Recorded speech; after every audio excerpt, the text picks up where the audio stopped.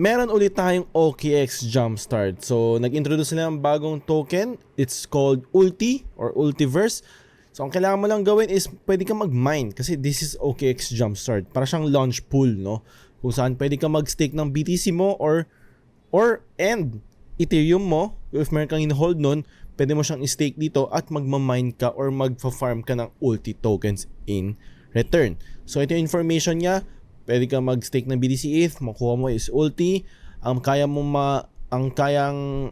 i-mine is around 150 million Ulti sa BTC and 150 M din sa Ethereum. So if you both have BTC and Ethereum, pwede at nang nakalagay lang sa wallet mo, walang ginagawa, pwede mo siyang i-stake dito para maka-earn ka ng Ulti tokens. Itong Ulti tokens, once live na siya sa spot trading, pwede mo siyang ibenta, gawin mo siyang stable coins, di ba? Kaysa naman walang ginagawa yung Ethereum or BTC nyo, why not just stake it here? So, minimum stake is none. So, any amount pwede. And maximum is 0.3 Bitcoin and 3.5 ETH naman for Ethereum. You can stake, unstake anytime. Walang locking period yan, no?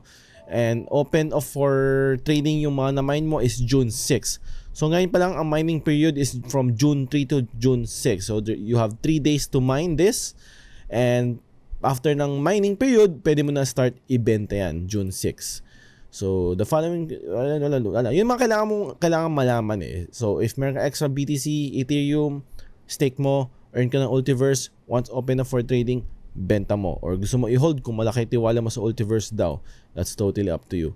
So, ganun lang kabilis. Right? So, lilive ka na link ng Jumpstart sa description. So, check nyo na lang. Yun lang. Thank you.